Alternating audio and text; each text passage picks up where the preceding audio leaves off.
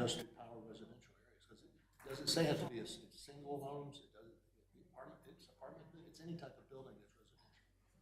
Yeah, so that, I think we would need to get the town attorney opinion on. I'm not entirely sure. Jacob, you got a second?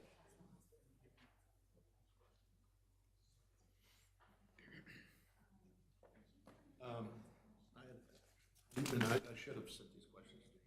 Oh, well, Yeah, we've talked See, about it. this thing about the 10 acres and the major. Yes. Because, and the legal opinion, 160D does not distinguish between single-family apartments. It just says residential use, period. Yeah. So if you had a developer Yeah. who decided, I'm going to build a solar farm to power my green community, or there was a farmhouse cluster that wanted to start, or if there is such a thing, start a solar panel co-op to produce power for their farm, their cluster. But the issue is, if you're doing that, it's not residential anymore. Yeah, That's, so now, if that's now a commercial use because you're producing it for that. You see what I'm? But if you're producing, no, but this says producing power for residential. So I that think would it has to be with on that residential property. It doesn't say that. That's how Emily and I have read it. So, and I can get with her, or at least here after this meeting, send me that question, and I'll talk with it because I definitely hear what you're saying in the terms of you're powering residential through a possible commercial use of it. I think the developer will probably have a separate property. Then what I'm saying is, then you had a solar, let's say you had one cluster solar panel co-op. The owners of that would, just like homeowners association, the owners would own the power. I definitely hear what you're saying. All right, everyone. Good evening. We'll call the meeting to order. First item of business is the approval of the minutes. This is a revised set. Did everyone have a chance to review? And I'll entertain a motion on the revised set. I'll make a motion that we accept the revised set of minutes from the last meeting. Do I have a second? Second. Any comments? All in favor? Opposed? All right. So next we will go to address the public comments. We do not have anyone signed up to speak specifically. We do have someone on the list, but they will be representing Firebirds for Q&A if so called upon. So with that, we will move into our action agenda. Item 4A is recommendation S22-01, Birkdale Landing Special Sign District. Good evening, everyone. This is Lauren Spate for staff. I'll be presenting for Special Sign District 22-01 and would like to enter the staff report into the record.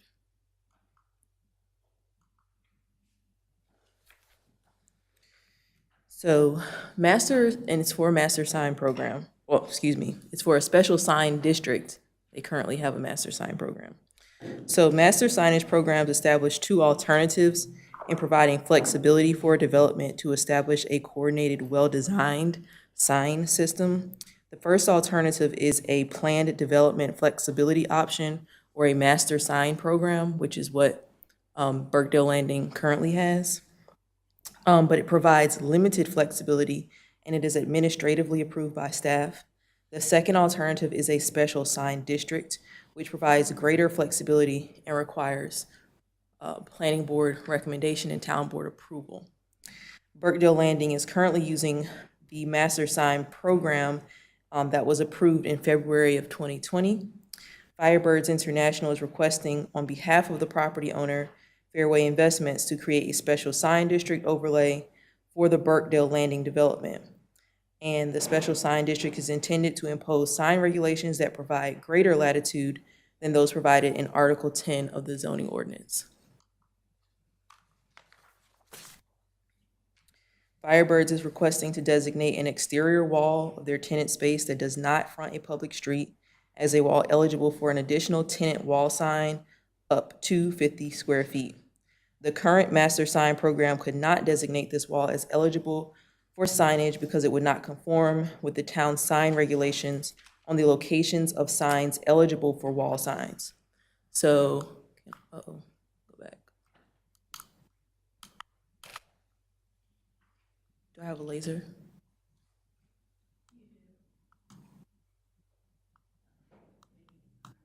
Maybe not today. Okay, so where it's clouded in the top left is where is the exterior wall that they're proposing to add the sign. And right now, it does not front on a street. There's like an interior plaza there, but because it doesn't currently meet the requirements, they couldn't put a wall sign there. So wall signs are permitted on a wall that's fronting a public street or approved alternative frontage. And there's not an alternative frontage there either. Secondary wall signs are permitted on a wall facing a parking lot that has pedestrian entries.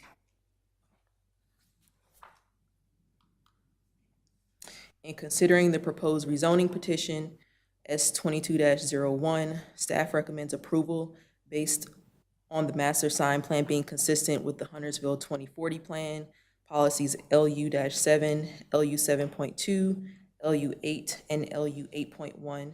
It is reasonable and in the public interest to approve the special sign district because it is consistent with the greater flexibility in form, style, and design desired by the 2040 community plan.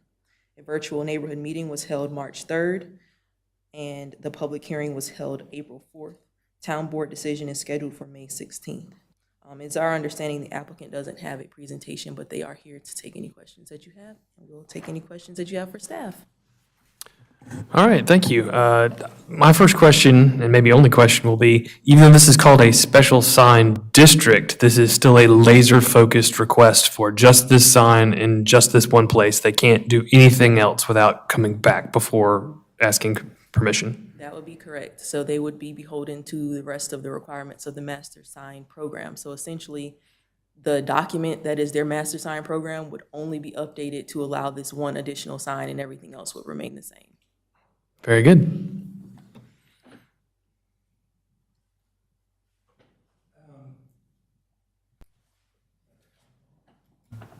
I think I heard you say that it does not meet a secondary sign requirement, That is correct. and why is that? So secondary signs are only allowed on walls that front a parking lot and have pedestrian access. Okay. It doesn't. I personally, I don't really care about the size, but I'm just curious if it was a secondary sign. I think it says 32 square feet. Yep, that is correct. How did the 42 come about, I guess? That is the preference of the applicant. Just- So, yeah, under the special sign district, there's not a mandated cap on that size, so they can make their request, and it'll be up to the board to approve that request. Okay, thank you. I'm a little slow. And like Stephen said, I understand we're not approving a specific sign's location. But what we are doing is, or we're asked to approve is a special sign district that will then basically carry with it, that'll stay with this Burkdale Landing going forward. Yes. Okay, and that is another separate document that will be, is it recorded? Is it just, is it almost like a private deed restriction? Tell me, just help me with the mechanics. Sure, so it's already been approved, so what they have has been already administratively approved. There's a document, it should be attached to the staff I report. said, okay, yep. So that it would be the same thing, and they're amending just one sign location. We're clarifying something else, but it's completely irrelevant to this. But they're just adding that they'll be allowed to have this sign on this wall, And that's what I'm trying to understand, why are they even having to come to us? because it's not currently allowed per ordinance. And in order for them to have the greater flexibility, they have to request a special sign district. So there are two options. There's the master sign program or planned development flexibility option. But in that option, we can only make certain changes. So staff can only administratively give certain leeway. And this is one of the things that we cannot administratively change. This is something that the applicant would have to request a change for. Sure. So just so we're clear, Huntersville set up a separate special sign district basically for big projects that are just out of the box and nobody can anticipate what their needs are going to be. Brighton, the Park Huntersville, North Cross, Burkdale Village, All of these big developments, which nobody can anticipate what their needs are, basically have the special sign district applied to them, and this is no different. So this is, it's not as big as Burkdale Village, but it is kind of unique. So this is just following in line with, instead of Huntersville just saying, here's your rules, and you got to comply with it, we just give this extraordinary ability to, you know what, you can write your own rules. And if we don't like them, we can deny it, but everybody virtually who's come before the planning board, the town board, has had very reasonable regulations, and there's never been a special sign district turned down. Now, if somebody wants to do something outrageous, then there might be some discussion, but that's never happened before. I don't know if that helps clarify things. It does. So let's say going forward, in 6 months from now, there is a new tenant out there. Is that now on the administrative side, or do they still have to come? If it complies with what they're asking for, yes, but it doesn't sound like it would. They're writing it very narrow, correct? That's correct. So, you know, it sounds to us, it seems like to us that the owners of that shopping center area know what they need, and they don't need anything more than just this one. We would normally say, make sure you ask for everything that you need, because it is a process that you go through. And this just, I guess, so happens to be just a unique circumstance where they just need this one and everything else works. And the reason I say that, I would lean more towards, again, I think the staff does a wonderful job. I'd rather see more administrative stuff like this than having an applicant having to come before us for it. It's not unusual for the developers, as a matter of fact, it's normal that they would write flexibility into their special sign districts so they can manipulate things. I mean, so they'll set caps, but they will provide flexibility, and in this case, this is all they need. Okay. Did I read somewhere that the reason for the sign was the turnaround issue? That there were people that were missing the corner?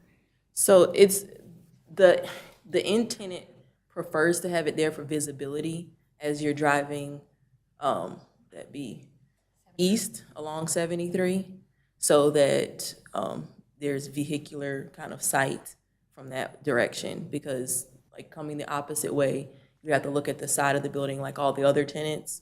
They just want it on that wall as well.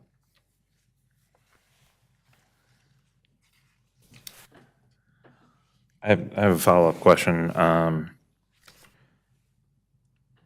Jack, you had said they will work they'll place a cap, but they'll work in some extra flexibility. And the applicant may want to answer this as well. So I was reading this, 50 square feet is what's being asked for, correct? Yes, but the sign, I believe, is going to be 42 square feet. Okay. Question for you then. And when you get up there, if you would please add your name and address to the public record.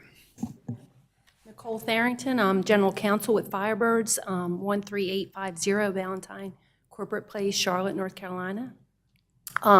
Thank you for having us here today. Very happy to be here. Just as way of background, Firebirds is a local privately held company. We have 54 restaurants. The first ever was in Stonecrest in Valentine, and we're real happy to be in Huntersville. We've been open for about 6 months. And if we could back up one slide. So it was just a quirk in the way this special sign district was created. As the gentleman had mentioned, you know, when the developer goes in here, you're not really sure which tenants are going in on the front end. So it gives Huntersville the flexibility. And what's unique about where we are, where you see the red cloud, is we are what is considered an end cap restaurant. And where that yellow line is, if you look at the dotted line to the left of that, there is a street there, but it's a entryway into another development, so it's not considered a public road. And because it's not a public road, the way the district the ordinance was created, we are not eligible to put a sign there without, when I got involved, I thought, oh, we just need to get a variance or something like that. But because it's a special sign district, we have to come before the board. If you take a look at on all the way on the right side, and I forget who they are, but I think it's a Shake Shack and another, you'll see the green go around. So on their side, they have a sign. And the reason being is because to the right of that, all the way to the right, that is what is considered a public road. So what's happening is, if you can imagine people driving down east on Sam Fur, the first thing they see is that yellow of our building, and there's nothing there. So it almost looks like it's not finished, we're not open, because the building to the right of that is a medical building. So we're kind of the first, so to say that that location doesn't face the public road, it does. It's just not directly on the road, it's to a private road. And so what's happening is, you only see a sign at the back side of our building, so when you're riding down to try to find us, it's not till you're directly side of the building that you see us. And a lot of times people are having to go down, circle back around, and now, to try to find us. So we think it's a safety thing. We also think, and we put some things in the other presentation, that it actually helps the entire retail establishment there to know that this is a commercial center as you're going that way, because you certainly see it going west on Sam Fur. And so the 50 square foot thing, I will just tell you, we wanted to get approval for the sign, and the developer agreed to the 42 square, I think it's 42.5 square foot, but I believe your folks wanted to put the 50 in there, because this will be what will establish if we leave, and there's a different tenant comes in, so it gives a little more flexibility. Originally, as the ordinance was written, it allowed for, I think, like 120 square feet. It was a lot bigger, and they narrowed it down, and all we need is the 42, and it looks the way the picture showed of what we're looking to put up there. Yeah, so I think the primary sign size is 128 square feet. That's correct. And then any of what I'll call the secondaries, I think we have a different term for it, is 25% of that, so 32. And so nothing was allowed here in the yellow. Was any consideration given to, even though you are asking for this, and I'm sure reasonably will be given it, was there any consideration to actually matching the secondary signage size that other businesses have to adhere to? I believe this matches what the other ones are. No, they get up to 32 square feet. Oh, okay. No, I Okay. guess I didn't. I was more, we were focused on is the amount, the sign could be no larger than the 120. Yeah. No? Gotcha. So. Okay. Thank you.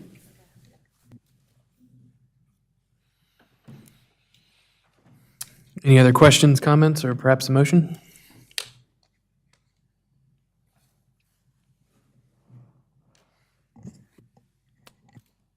I'll make a motion. In considering the proposed rezoning petition S-2201 Burkdale Landing Special Sign District, the Planning Board recommends approval based on the master sign plan being consistent with Huntersville 2040 Community Plan, specifically policies LU 7, LU 7.2, LU 8, and LU 8.1.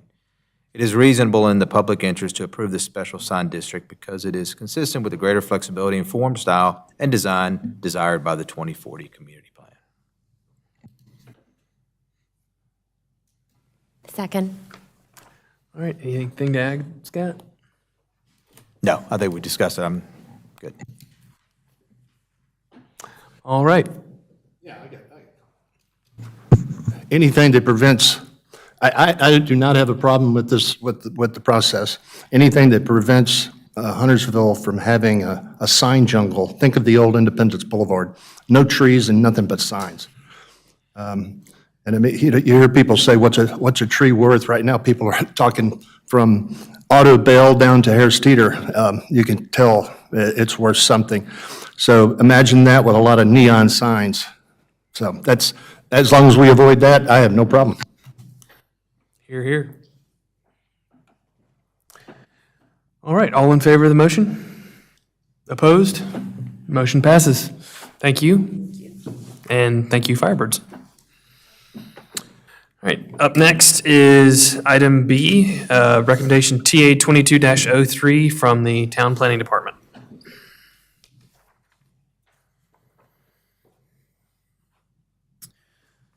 All right, good evening, everyone. I'll first enter my staff report into the record. And I am presenting this text amendment that's brought by town staff to update Article 8.91 and Article 12.2.2. The main purpose of this is House Bill 489 has added the underlined language above to the state statute. It's 160A 306 for building setback lines in order to give more flexibility to the measurement location of site distance triangles by adding measurements for site distances at street intersections must begin within the roadway or edge of pavement. And by the state adding this, we have added that direct language straight to, I'm blanking here, sorry. I was on the wrong slide. Straight to 8.9.1. And we have done the same with Article 12.2.2, site distance triangle definition. Nothing from the town and the way the town measures site distances at street intersections will change with this text amendment. And if you guys have any questions, I can answer those. Nathan, you have your graphic. Say that again? Well, I think we had the picture in our packet, if you have the graphic. This one? Yeah. Yep. Thank you. Nathan, I have a question. Sure. And you just noted it, but it was also in the packet that it won't change the way the town currently measures it. So does that mean that the town has always been measuring from the roadway's edge? Correct, yes. And it's just that This what is everyone merely else just is to give catching up, or? flexibility Yeah, on where that location is. okay, thank you. Any other questions or perhaps a motion? I can make a motion if we're ready. Let's do it. Okay. And considering the proposed amendment, TA 22-03, the Planning Board recommends approval based on the amendment being consistent with policy T-4 of the Huntersville 2040 Community Plan. It's reasonable and in the public interest to amend the zoning ordinance because it aims to improve the safety of everyone on our roads and sidewalks. Furthermore, it makes the town's language compliant with Chapter 160A-306, which was amended with the passing of House Bill 489 last year. Anything to add, fellas? Not like we have a choice, right? All those in favor? Opposed? Motion passes unanimously. Thank you. And lastly, we have item C, text amendment TA 2204, another from the Town Planning Department. Okay, and I will enter my staff report into the record. So as you can see in this exhibit above, currently, side-facing solar panels can be approved administratively, and that usually takes around 3 days. Now, if you want to put a solar panel on the front roof facing the street, we currently require an SUP or a special use permit, which can take up to 3 months. In multiple cases, as you can see from the photo, side-facing solar panels can be just as visible as front-facing. In the past year, staff has seen a large increase in solar panel interest. And we've had 2 solar panel SUPs in just the past 6 months, and we expect for that to continue. So staff proposes that we remove the SUP requirement for minor solar energy facilities in order to reduce the unnecessary burden on residential and non-residential properties. And this would also apply for minor residential and non-residential properties. Town staff has also worked with the town attorneys to reorganize and clean up the language, while also bringing the ordinance into full compliance with state statutes 160D 9-914. The ordinance looks different, but the substance of the ordinance largely remains the same, with the exception of the SUP removal for minor solar energy facilities. And if you guys, oh, I have one more. And we have made a change since sending out the agenda to make a correction to section B of the major solar energy facilities. We've just removed number 4 and 5 so that an SUP is required for all scenarios within major solar energy facilities. And if you guys have any questions, I can answer those. I guess we can start by defining the difference between minor and major solar facilities. Yeah, sure. So here's the definitions of minor and major. A minor has to have, it has to be located on the power beneficiary's premises. It is intended primarily to offset the beneficiary's requirements for electricity and is secondary to the beneficiary's use of the premises for other lawful purposes. And our definition of major is basically anything that's not a minor solar energy facility. So strictly speaking, a minor facility is for personal use and a major Correct. facility is It's, for commercial yep, use. correct. You know, if this moves to an administrative review, by what criteria would staff ever consider denying one? Not that we want to disincentivize these, but if it's going through a review that's not the special use permit or the town, the planning board, what would cause a no answer?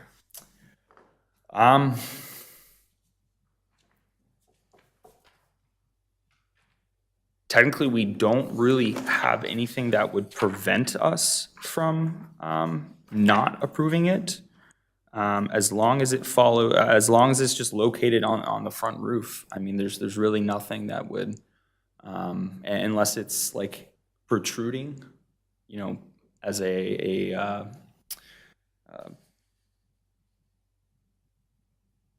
5-foot tall structure off of the roof. Then it really wouldn't be considered possibly, you know, a roof solar panel. But there's really nothing that would prevent us from not approving it.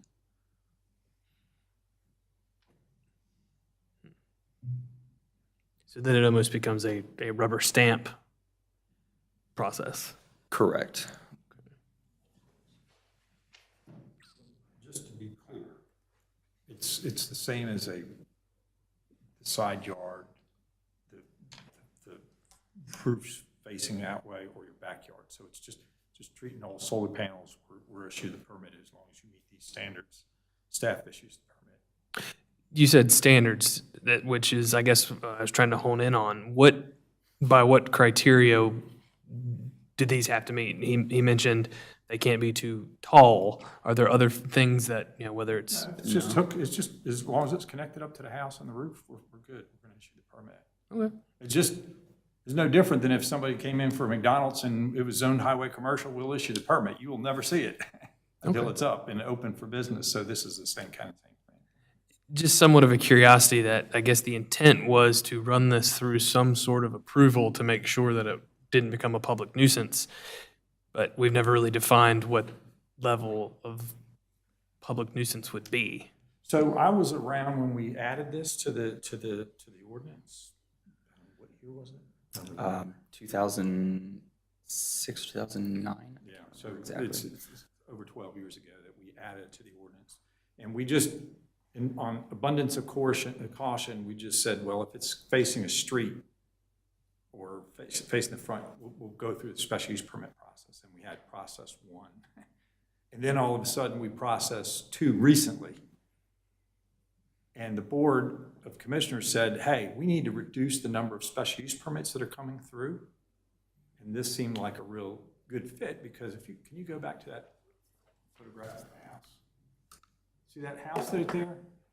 That is not that unusual that they might, and so as Nathan was saying, we're in the position, as long as it's the side facing, you're good, staff approval, we'll approve it in 3 days. Okay, it's facing the street, okay, that's a 3-month process. and the installer doesn't want to go out there twice. And so it just creates just such a mess. It's just, okay, we're gonna clean it up. So that's the whole, in a nutshell, what's happening. Yeah, it makes sense to me that side facing and front facing be evaluated together. I totally agree. It was somewhat, I guess I wish there was, if it's reviewed at all. It is reviewed just through the normal building permit process. But there, Yeah. But I mean, now there could be HOA rules that preclude it, and that's up to the HOA to deal with. Anyone else? Yeah, I've sent out some questions. Don't worry, I'm not going to go through each question.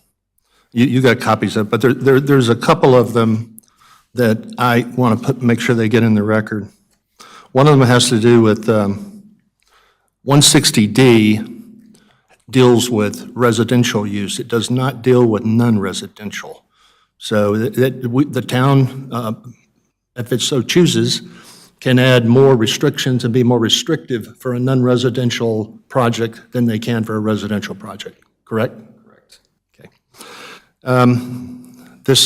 This ordinance has different layers. This layer, I think we all agree, that's perfectly logical because we've seen those and had it come through here for a minor facility in a residential area.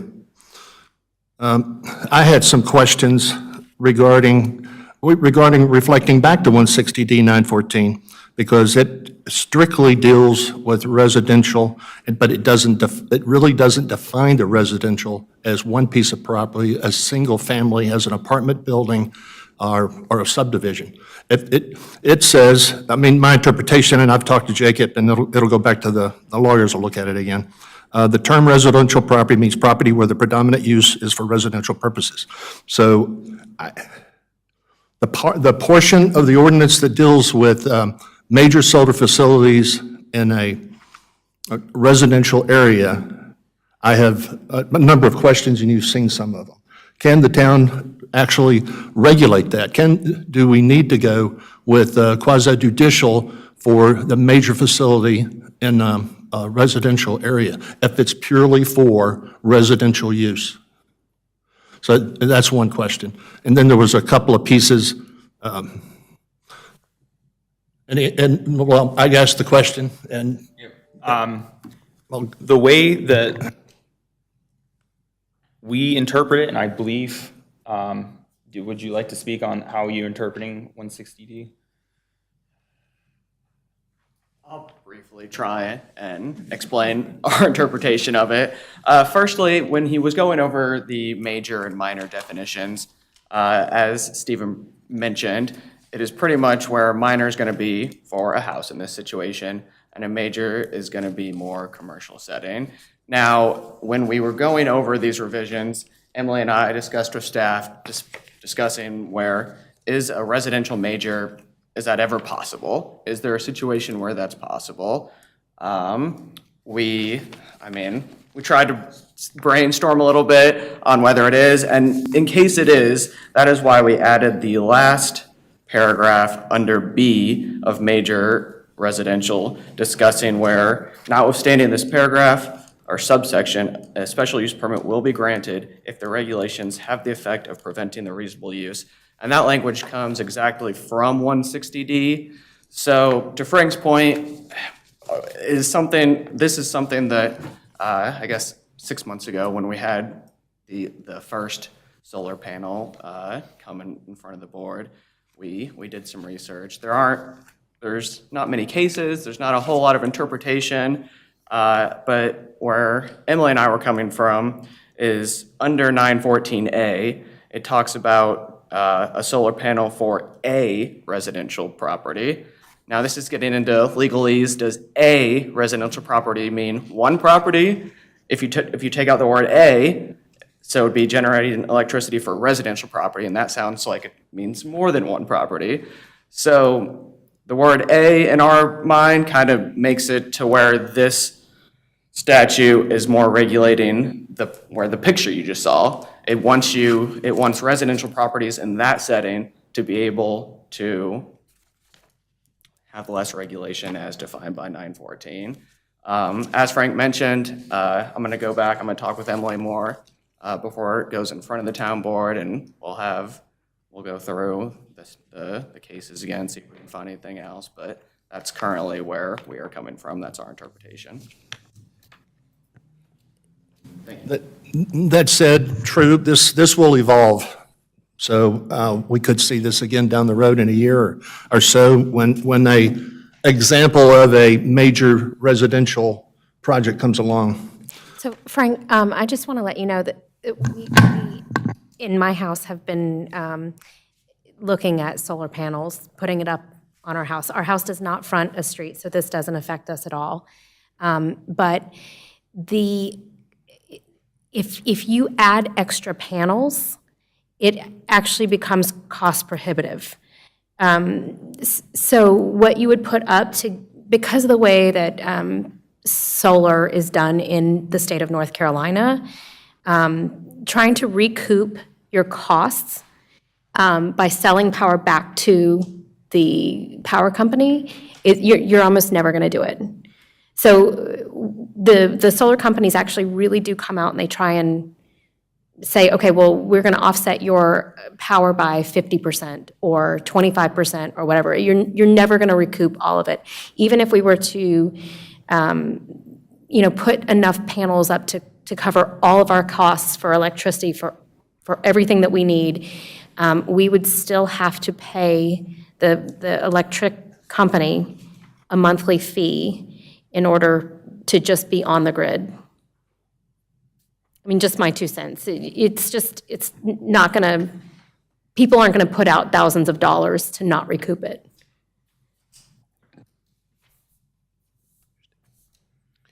Does anyone else have any questions? Go ahead, Jay. I wanted to ask, and again, just for my comfort level, sort of a question Stephen asked. What would prohibit an approval? That really stuck in my mind. Like if somebody were to, and it's probably being a little, like is there an aesthetic, like you don't mount them on the peak of the roof and it sticks up way beyond the roof line and one's down here? Is it, So we really don't have anything, just as long as the solar panel is on the front sloping roof, it would be approved through a building permit. okay. Like Frank said, this will probably evolve a little bit. It sounds like a challenge. Yeah. Watch what I create. Yeah, or a way to get back at somebody You first. across from. You guys have to remember that there's a weight limit on your roof. And again, when they come out, you discuss all of that, like what is the weight limit for your roof? And so there's a lot of, that prohibits, a lot of like vertical structures going up. So just, you're going to have to distribute the weight, I think the inquiry is not so much the quantity as it is the location, though. I mean, I'm probably going to prove it, but it's a big change if we're going to allow panels on the front, whether it's 1 panel or 20 panels. There's going to be people that aren't for panels on the front of the house. So I think that's kind of, at least I don't mean to speak for them, but the curiosity, what would evolve for a denial for not allowing panels on the front?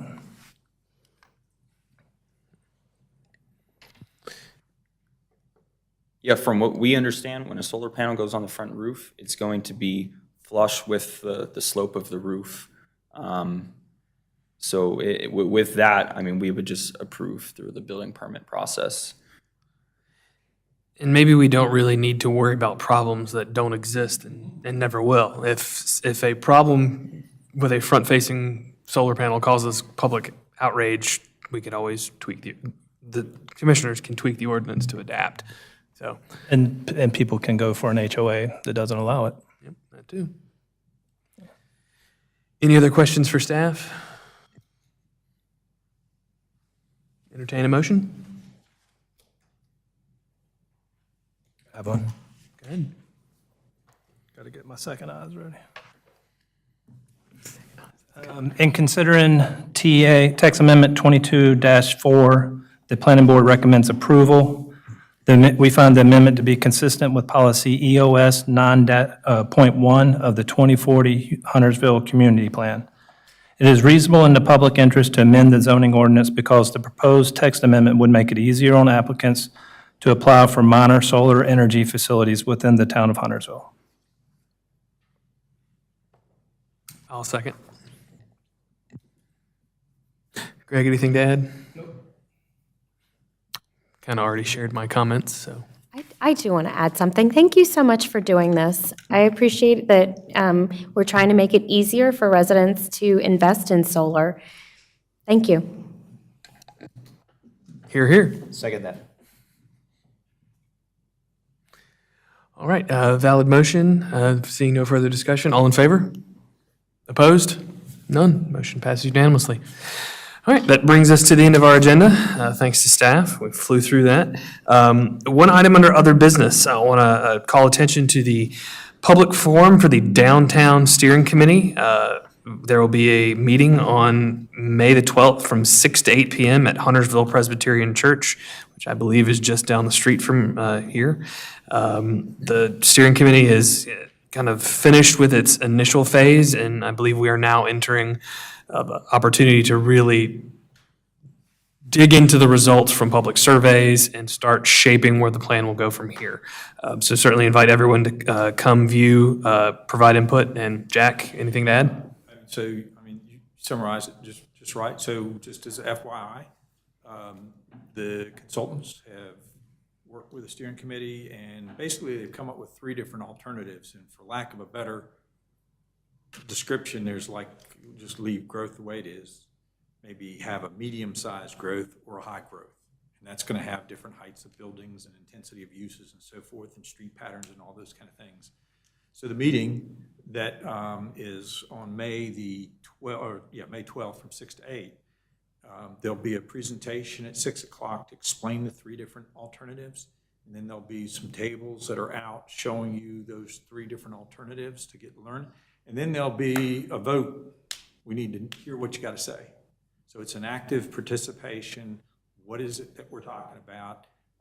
And so we would love for you to come if you have any interest in coming and have an opinion on what you would want to see in downtown Huntersville. So that's it. All right, thanks, Jack. Yeah, I'll indulge Scott. Jack, don't go away. I'm just curious, I got a question for you. In your short career in the world of planning, have you often seen stuff come down from the state? We've just seen the last couple months trying to get us into compliance with this 160. Is that something that happens often, or is this something you haven't seen? I'm just curious. This is extraordinary, the amount of text amendments we're doing to deal with state statutes. It's extraordinary. The big one was when we did 160D change. That's when the state took the statutes for the counties and the statutes for the cities that have evolved over, multiple decades, put it into one and consistent. And then that changed the whole zoning and subdivision ordinance. That was huge in and of itself. And now it's just tacking on little things here and there, sight distance, Yeah, I'm just curious because we've seen. No, this is extraordinarily unusual, and it will wane, I hope, at some point in time.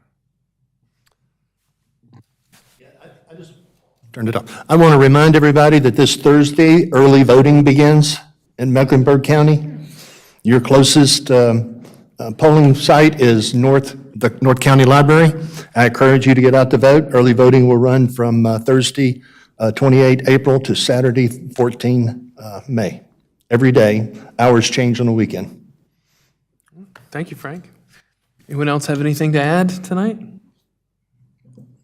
All right, I will take a motion to adjourn. Motion to adjourn. Seconded. All in favor? All right, good night, everybody.